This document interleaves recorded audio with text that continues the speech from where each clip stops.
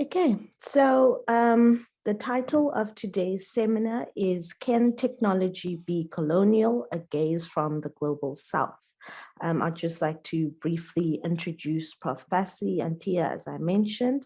In terms of his talk, it will invite a discussion on the putative neutrality of technology by considering the ways in which it may be employed to engender, maintain, or exacerbate untenable social differentiation. And in terms of his biography, Prof. Bassianti is a professor of applied linguistics at the University of the Western Cape, a DWAD alumnus and Humboldt Fellow. He holds a PhD from the University of Bielefeld, Germany. His previous qualifications have been obtained from Calabar and Lagos in Nigeria, as well as France and Belgium. He has an extensive network of collaborators globally and is a mentor for graduate students and early career academics in several countries, which include South Africa, Ghana, Cameroon, Nigeria, Central African Republic, Uganda, Germany, Vietnam, as well as the United States. He also advises vice chancellors and other university leaders across Africa.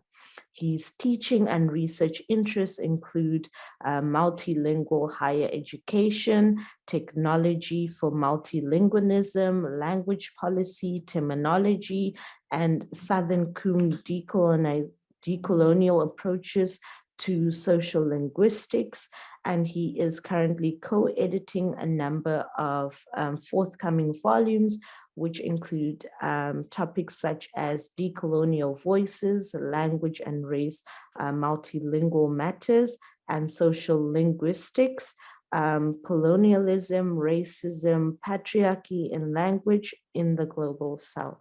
So thank you so much, Prof. Bassi and Tia, for joining us today. Such extensive work that you're currently busy with, and we are extremely privileged as an office and as a university to have you. So without taking any more of your time, I'll now hand over to you. Okay, thank you very much. Let me see if I can find my slides.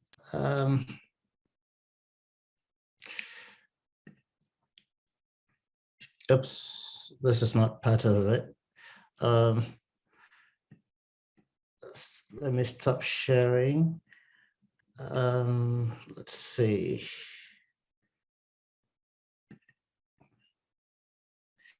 Are you able to see my slide? Yes, Prof, we can see it. Thank you. Okay. All right. Thank you very much, colleagues, for spending part of your lunchtime or your pre-lunch time with us this afternoon. I'd like to thank the leadership of NMU's Office for Transformation for this opportunity, and to Ms. Karomo. I don't know what to say, but thank you for refusing to get my body language, which was to say, you know what, take this copy away from me. But you were persistent, and thanks for the opportunity. All right, so colleagues, consistently, perhaps with the need for us to enjoy our lunchtime hour, my talk will be largely informal. Informal in the sense that I'll be drawing mainly on news sources to make the points, to get across my message. But I would hope that the optic of the message is no less than if I had drawn exclusively on academic literature, of which there is no shortage. So my title is Can Technology Be Colonial? A Gaze from the Global South. Now, what is really my message? So the takeaway message in this talk might be summarized as follows. Regarding equity, regarding transformation, inclusion, decoloniality, and the like, we can huff and puff as much as we want, all right? That house called inequality will not be blown away until such a time when we begin to attend to those social infrastructures, those infrastructures in our societies that engender, exacerbate, or perpetrate untenable social differentiation. And for me, in this talk, the particular technology of interest is the particular infrastructure, social infrastructure of interest is technology. I guess another way of framing my message is this. The important task of bringing about equity, of bringing about fairness, inclusion, decoloniality, and the like, transformation, is not one that can be left to colleagues in the social sciences and the humanities. It is not exclusively about language or language policy. Our colleagues in the applied sciences, in computing sciences, and in engineering need to be part of this project. They need to be involved in this project. So that's basically my take-home message. So in the couple of minutes that I'll have for this talk, I'll be following the outline that you see here. I'll first explain a couple of concepts, and I'll look at the manner in which some forms of technology, specifically AI, can be pressed into the service of coloniality. We'll look at a couple of technologies, time permitting, speech-to-text systems, face recognition systems, HR systems, systems in healthcare and banking. And at the end, we'll ask ourselves, what can our units, our departments that have to do with applied sciences, engineering, and computing do in order to be part of this project of enhancing participation, inclusion, involvement, decoloniality, and so forth. Okay, so let's get started. In my title, the word colonial appears, and I would like to quickly clarify my understanding of colonial in my title. Now, we know the colonization of territories abroad, overseas territories as they were called, was driven by lots of economic concerns, power concerns, all right? So new markets, cheap labor, raw material, control of trading routes, and so on and so forth. But in order for colonization not to come across as crass exploitation, it was important to incorporate a number of face-saving maneuvers, initiatives. And so it was important for the humanity of those to be colonized to be it was important for the humanity of those to be colonized to be devalued, all right? It was also important for their knowledges to be dismissed as mere superstition. I'm not sure I understand. Sorry, my phone is talking to me. So it was important for the knowledges of the people to be colonized, to be dismissed as mere superstition. And we're talking here about knowledges that have sustained civilizations for millennia. Now, everywhere in post-colonies, there are flags flying indicating independence, right? But one thing is clear. Many of the arrangements, many of the instincts, many of the power structures that propped up colonization are still in place. So coloniality is the term that has been used for the continuation of those instincts, structures, even beyond colonization. Now, those structures have continued in different guises with different actors, with different instruments, but they are no less effective for having changed identities. So we can therefore speak of coloniality of power, coloniality of being, coloniality of knowledge. So just to illustrate, when we speak of coloniality of being, we'd consider all those forms of systemic injustice that are directed or meted out to certain categories of people. For instance, people with certain racialized profiles, certain gender, sexuality, socioeconomic status, faith, and the like. We'd consider as coloniality of knowledge forms of knowing that are dismissed, are erased, invisibilized, and not considered as being part of the canon. Now, to sum up then, in my presentation, a decolonial perspective includes, but goes beyond, transcends race. The colonial in my title therefore refers to coloniality. I'm interested in understanding just how technology might be pressed into the service of untenable social differentiation. The other key word in my title is the global south. I speak of the gaze from the global south. What exactly do we mean here? So in my talk, the global south is not really a geographical expression. It is more an experiential, a phenomenological site or location.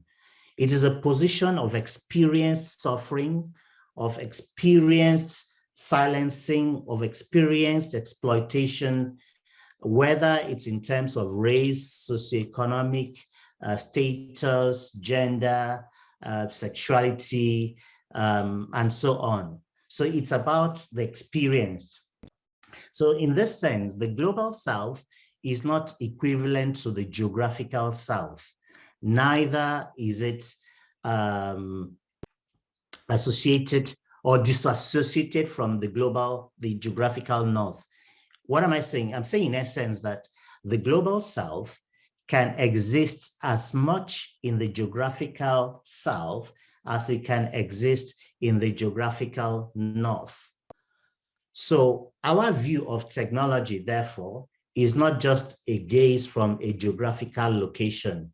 It's more from an experiential location. And what I now want to do in the next couple of slides is to ask the question, in what ways can technology be pressed into the service of coloniality as we now understand it in terms of coloniality of power, in terms of coloniality of being, in terms of coloniality of knowledge?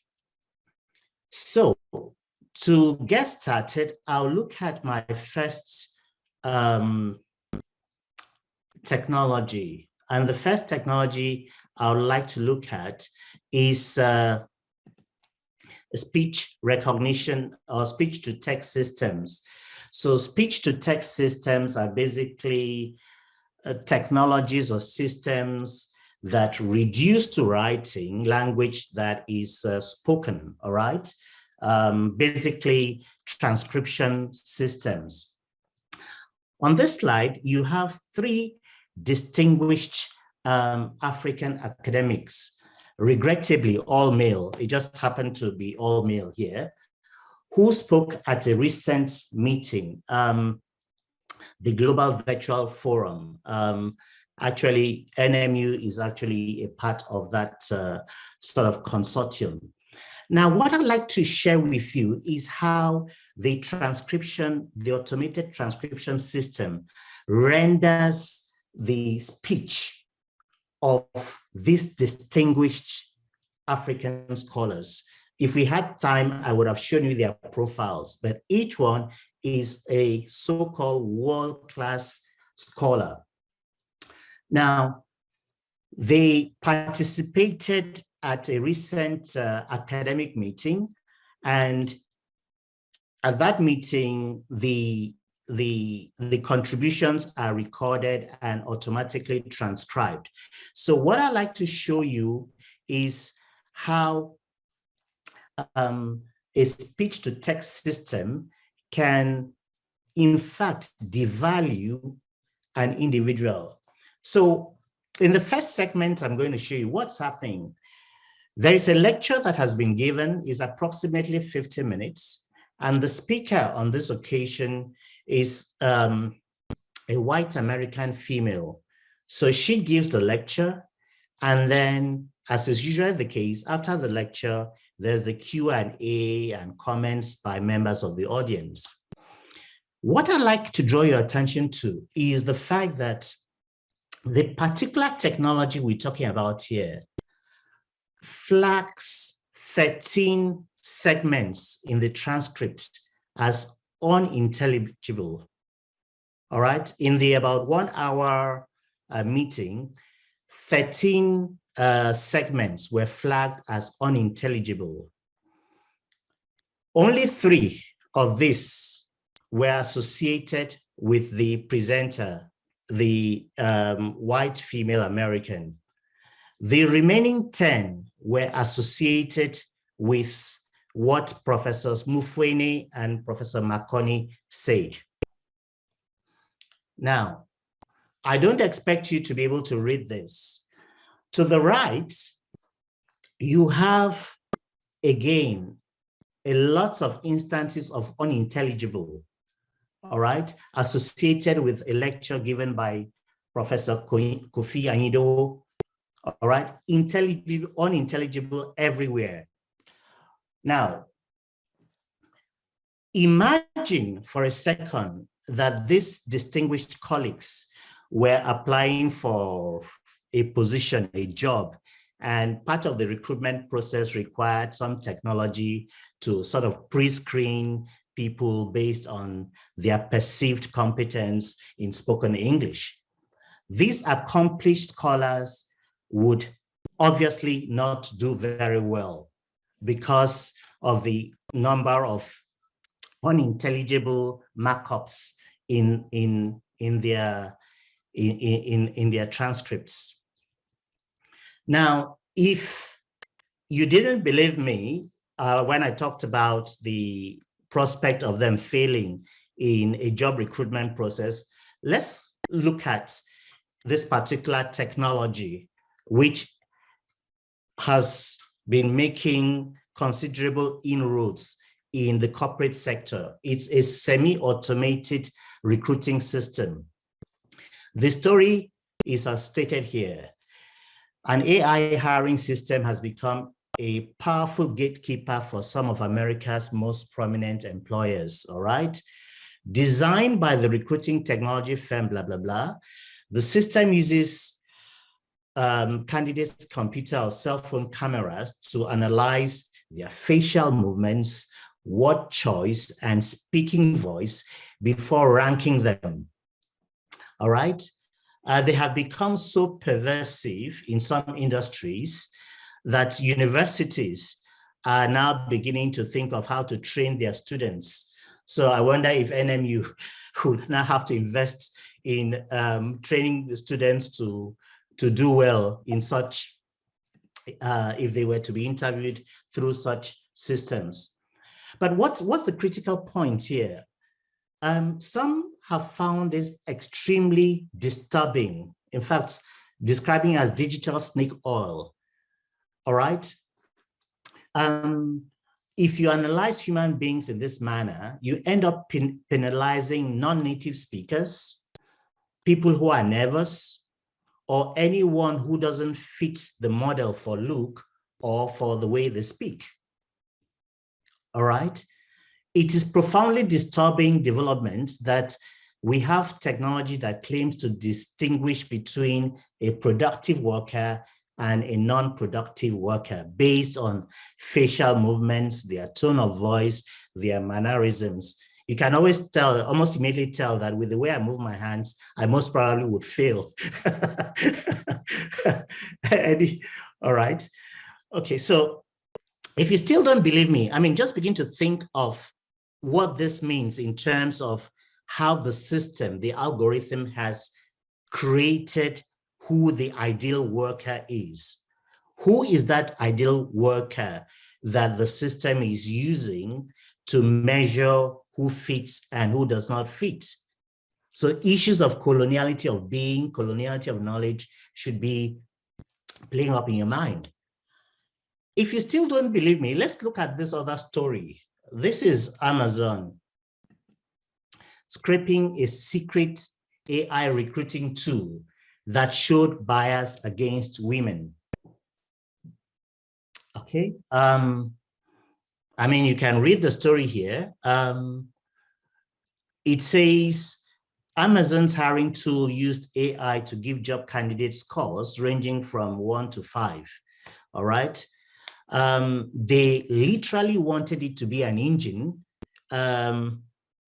where I'm going to give you 100 CVs and you spit out the top 5 and we'll hire them. But what happened? Around 2015, the company then realized that this system was not rating candidates for software developer jobs and other technical posts in a way that was gender neutral. Why? Amazon's computer models were trained to vet applicants by observing patterns associated with basically the way men worked, all right? So male dominance in Amazon created a situation where the algorithms were trained, the systems were trained on the behavior and the work behavior and all of that of males. So it ended up placing women at a huge disadvantage. Not surprisingly at all, on this slide, we're looking at another technology, face recognition, which, as you saw, is sometimes used by these HR recruitment systems. What you see on this slide is part of the reason we should be concerned about the kinds of technologies that are deployed in recruitment processes. What we have here is a study out of Harvard that shows the accuracy rate of 5 major face recognition technologies, one from Microsoft, from Face++, from IBM, from Amazon, and from Kairos. If you look very quickly, what do you see? The highest levels of accuracy for each of these tools was with lighter males, okay? So the accuracy levels were best with lighter males, which in this study is another way of saying white males. All right, the least accuracy levels were recorded with what the study regards euphemistically as darker females, in other words, Black women. All right.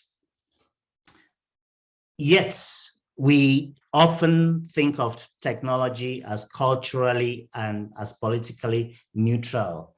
I think it's perhaps useful to pause a bit and think about results such as this, considering the role that face technology plays in a whole range of sectors, whether it's in goal line technology, in surveillance, in law enforcement, in health technologies, imaging technologies, and all of that, all right? If we still had any doubts, let's look at, let me play this clip very quickly, and we see what's happening. Let's see. I need to stop for a second.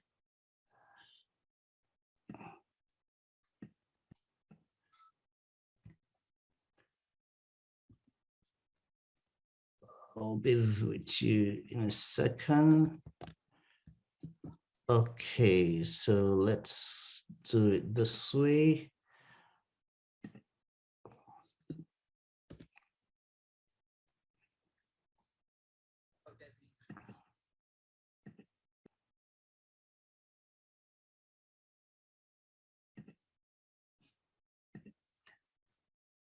So what you're about to watch is the workings of a camera, a video cam, a webcam, right? The webcam has been designed to follow the movements of anybody who stands before it. But as you'll be seeing momentarily, it seems to follow only certain kinds of people. For other kinds of people, it just doesn't work. All right, so I'll just play the clip for a second. This is the video tracking software. Video tracking software. Explain. My coworker Wanda and I are sitting in front of an HP Media Smart computer. State-of-the-art computer, wouldn't you say? I'd say. We're using the face tracking software, so it's supposed to follow me as I move. I'm Black. I think my Blackness is interfering with the computer's ability to follow me. As you can see, I do this, no following. Not really following me. I back up, I get really, really close to try to let the camera recognize me, not happening. Now, my white coworker, Wanda, is about to slide in the frame. You will immediately see what I'm talking about. Wanda, if you would, please. Sure.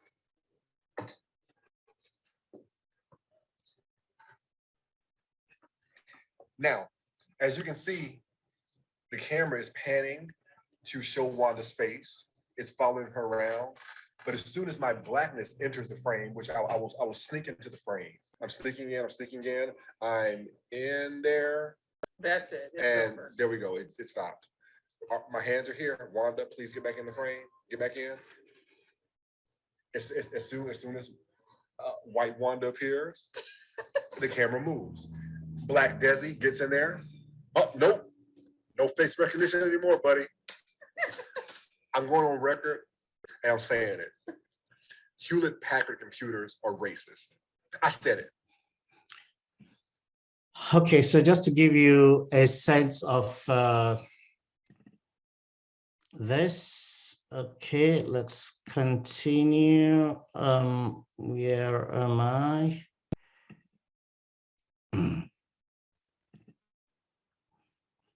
Okay, so not surprisingly, in the area of health, we would have such concerns, especially now with COVID. There are all these pulse oximeters, that we use to measure the level of oxygen and all of that in patients. And what do we have from this study from the New England Journal of Medicine? Basically, Black patients had nearly 3 times the frequency of occult hypoxemia that was not detected by pulse oximetry compared to white patients. Okay, still on the health sector, there's this story about racial bias in a medical algorithm. What's the story here? This is from the Washington Post. Simply stated, the story here is as follows. The healthcare system is interested in using data on who spends the most currently in health costs. And it wants to use this data to determine who should be given extra health benefits in future. The assumption, according to the story, is that those who are heavy spenders, those who spend the most currently, are much sicker than those who don't spend as much.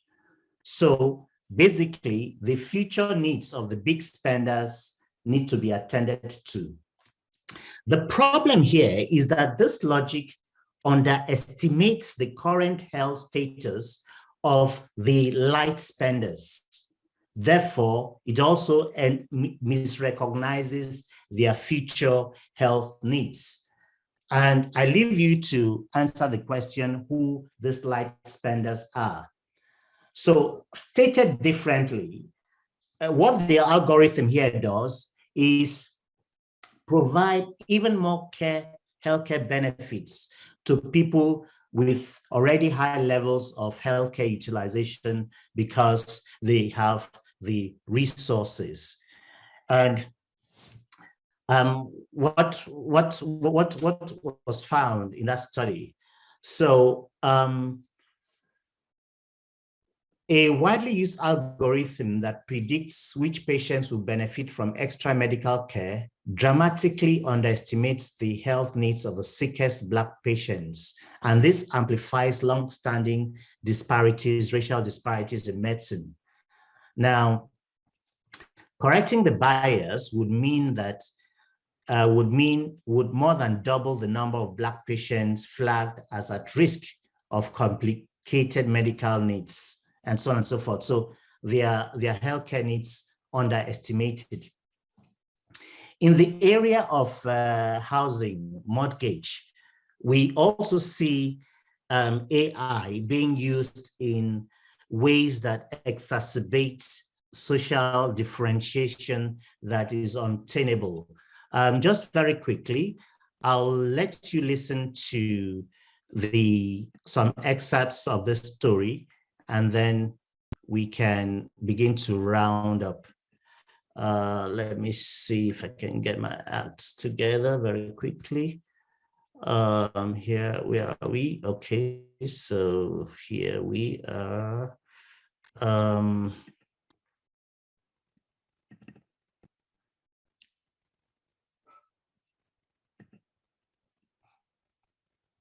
Of Black mortgage applicants to be denied. By Corey Hale. Artificial intelligence and its inherent bias seems to be an ongoing contributing factor in slowing minorities' home loan approvals. An investigation by the markup found lenders were more likely to deny home loans to people of color than to white people with similar financial characteristics. Specifically, 80% of Black applicants are more likely to be rejected, along with 40% of Latino applicants, and 70% of Native American applicants are likely to be denied. How detrimental is the secret bias hidden in mortgage algorithms? The breakdown you need to know. It's important to note that 45% of the country's largest mortgage lenders now offer online or app-based loan origination, as fintech looks to play a major role in reducing bias in the home lending market, Culture Banks reported. Not to mention that with AI-involved minority borrowers who get approved online, they're typically paying more under algorithmic lending. In 2017, $2.25 trillion of the $13 trillion of outstanding household. Okay, so that gives you a sense of what's happening or what could be happening in the housing sector. So on the basis of those few examples, I mean, one can multiply them, but I'm hoping that the point is beginning to come through. So one may pose a couple of questions. Does the project of decoloniality have a place in the applied sciences, in the computing sciences, in engineering, or is it just an issue for colleagues in the humanities and the social sciences? How can technology be decolonized, and what role can our departments and faculties that deal with science, technology, and engineering play? Now, in order to begin to think of this, it's important to have an idea of come from.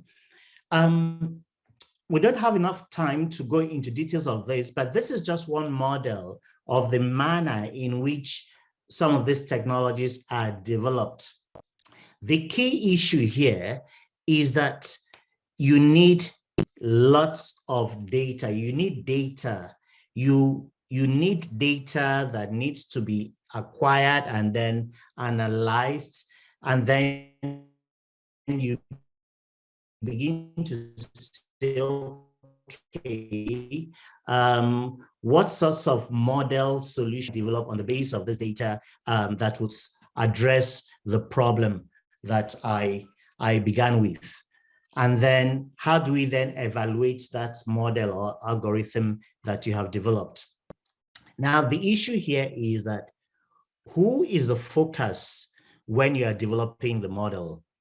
So when you are developing a speech to text system, whose way of speaking are you focusing on?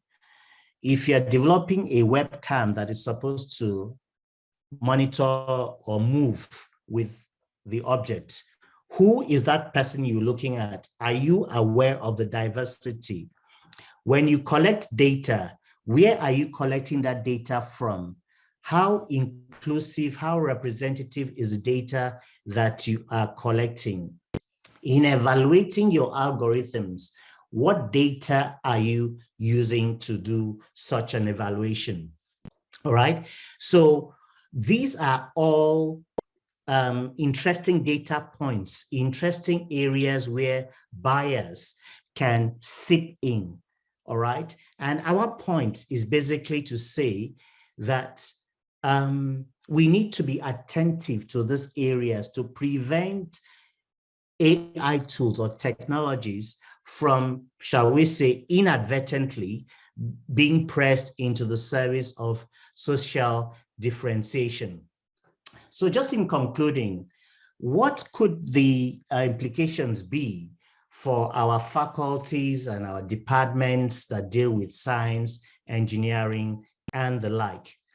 One of the things that I think is very clear is that our units in the sciences cannot be aloof to all of the discussion around inclusion, decoloniality, and all of that. So I guess they perhaps will be well served by incorporating modules that deal with the humanities. So I can easily, in my mind's eyes, picture courses in engineering humanities, in science humanities, and so on.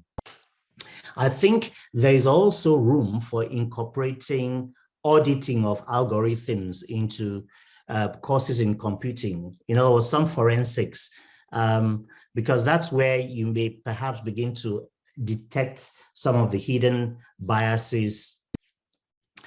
Because data is very critical in developing the systems, our centers of science and technology need to get into the business of creating data that reflect our local environments and make that available so that developers who want to evaluate their tools can have access to such data.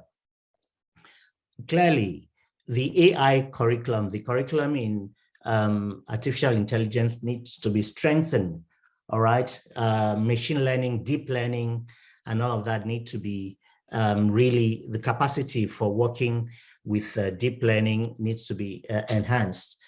Localizing software means adapting software to regional or local environment. That's something that should be done parallel to the building or the development of local applications, for the local market. I think when we develop these tools, it's important that we pay attention to the teams, that we have teams that are diverse. We don't have teams that are just made of people who would think in this way. You need diverse teams where people would say, oh, well, if you do it this way, you will not sell in this type of market because of this and this cultural consideration. So it's important that our centers of technology and science education in project management, the issue of diverse teams be emphasized. And finally, advocacy must not only be for those in the humanities and social sciences. I think our colleagues in the engineering, computing, and applied sciences can also get involved in advocacy. All right, thanks a lot. I thank you for your attention, and this is where I end my story. Thank you. Thank you so much, Prof. Antia, for that wonderful presentation.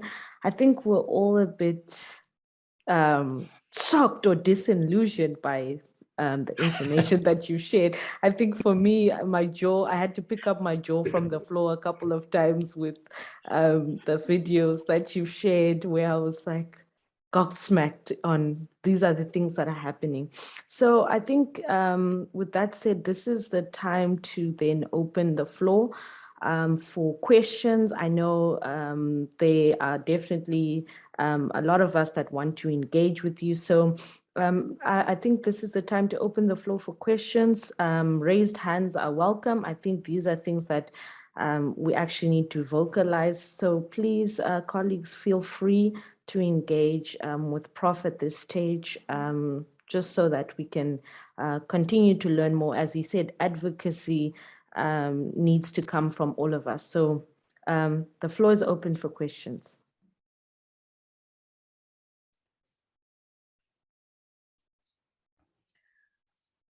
Okay, I see there's a comment in the chat from Mark, who disagrees with the causes, but acknowledges the problems. And the question Mark poses is as follows: should we embrace more open source solutions than proprietary solutions? Okay, if we leave out, I guess what Mark is saying, that in terms of the causes, Mark is probably suggesting that perhaps the deliberate use of technology in some environments to exacerbate or engender inequalities is what he disagrees with. Well, the jury is out on that issue. What I have simply done has been to draw on a variety of sources that consistently point in the direction of the potential, however small, that exists for abuse, all right? But the jury is out as to whether this is intentional or not intentional. But I think what we're trying to say here is that we need to be alert. Whether it's inadvertent or deliberate is a different matter. But what does it mean to the fellow who is at the receiving end if it turns out to be inadvertent? We need to be proactive. With respect to open source, yes, I mean, open source systems, to the extent that people can go in and work on contribute towards the codes and all of that, yes, I think that's important.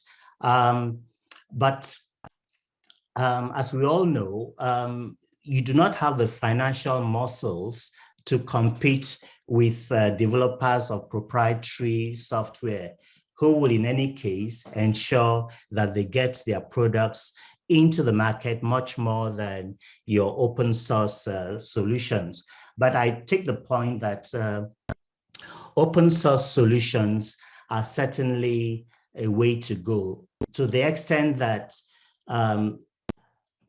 we raise awareness of the need for diverse segments of any population to contribute to such solutions. Okay.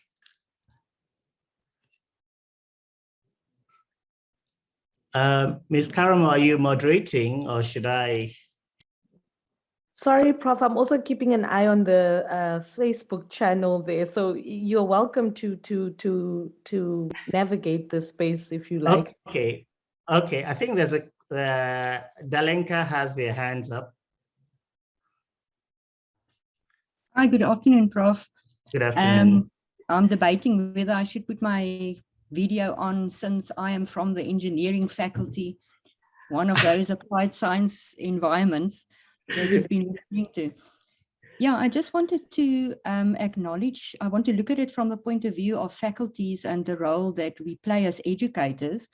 Those examples that you've shown were absolutely shocking, as has been mentioned, and it's not even unknown entities where these examples have emanated from.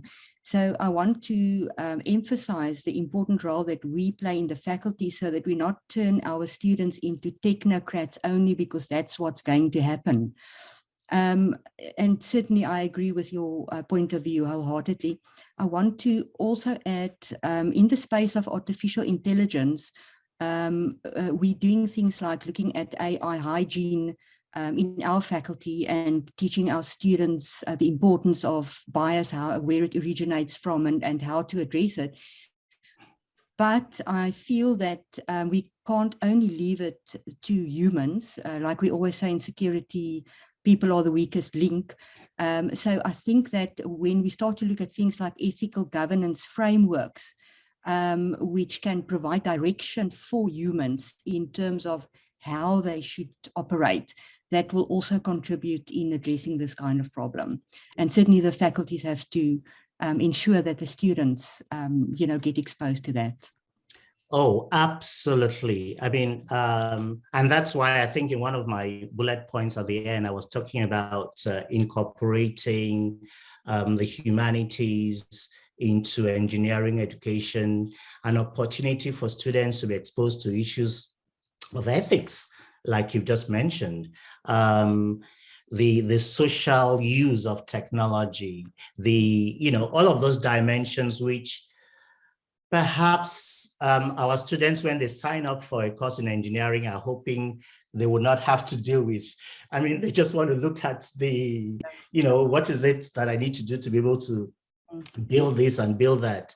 But ultimately, you want to design products that empower your local population, all right? And so absolutely, it's gratifying to hear from an engineering educator that some of the issues here are things you are also grappling with.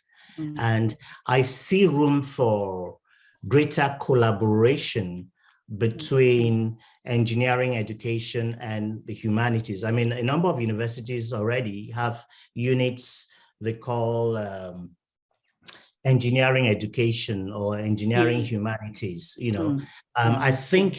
I think that's really a model that we need to be looking at in our pursuit of training much more rounded graduates who can operate in a diversity of environments and not just being straitjacketed and become like robots. All right. So thanks for sharing that. I really appreciate it. Thank you. Well received, Prof. Thank you. Prof, we also have a question from Dr. Locke in the chat. It says, if we see the rise of nationalism and biopolitics, protection of only those who look like us within our borders, globally, can we then not say that the causes may then be also intentional? Yes, so this takes me back to the comment by our colleague Mac and my response. There's no doubt that in some parts of the world, I mean, we've witnessed a rise in certain forms of nationalism. We've seen things in the US, in Brazil, in Hungary, and in a few other places. So while one cannot always impute motives to each and every product, the argument I think I would like to make is that it does not matter. I mean, as part of our, shall we say, quality assurance processes, we need to be alert to bias, to prejudice in our technological products.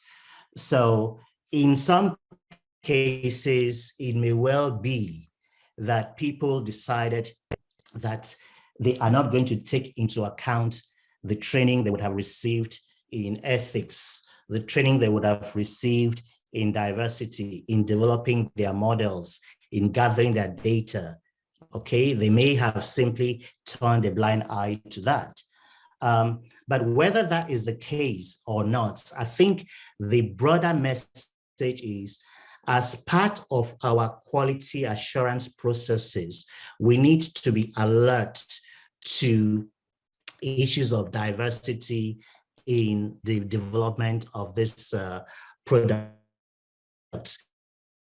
But there is, like my good colleague Jackie says, there is reason to believe that in some environments, some of the data I have presented would appear quite consistent with certain forms of rhetoric in those environments. So yes, I agree with Dr. Luke, but my bigger point is, as part of our training of our students, we need to really emphasize the point about diversity.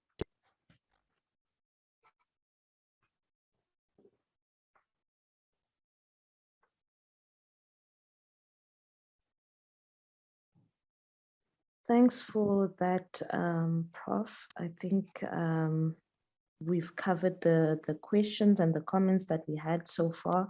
We do have quite a few comments requesting the link for this particular recording, which I will provide to all who would like it. We then open the floor for any last questions or comments, if there are any.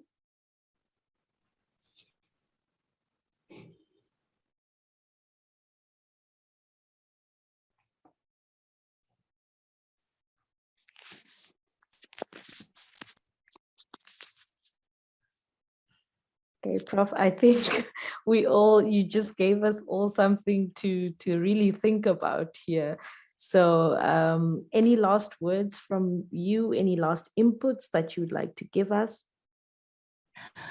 Oh yes, NMU is, of course, a university that I have come to really cherish. I have a number of fantastic colleagues at NMU. So first, I think it's great that you have this sort of initiative in your Office of Transformation and Inclusion. I also think that the point about addressing some of these issues really needs to be seen as transcending and going beyond what colleagues in the social sciences and humanities alone can do.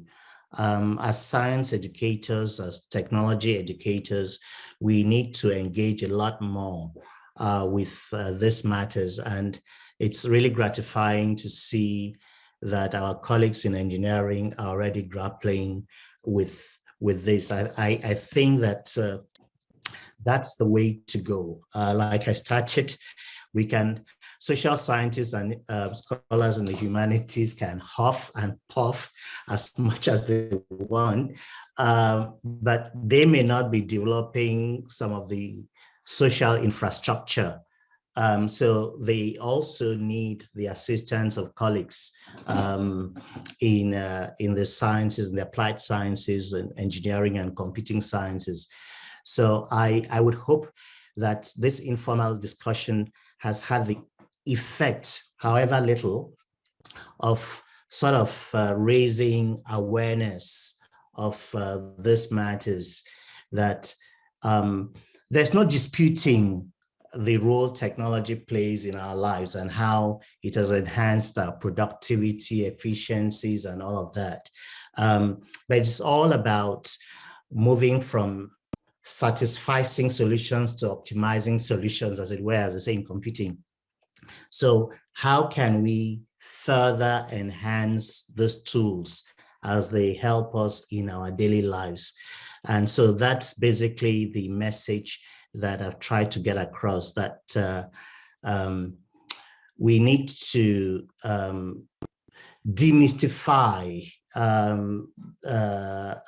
technology. We need to see that it has some human involvement, and we need to scrutinize that human involvement. Of course, machines can learn independently, but the base for all of that is the data you provide at the beginning.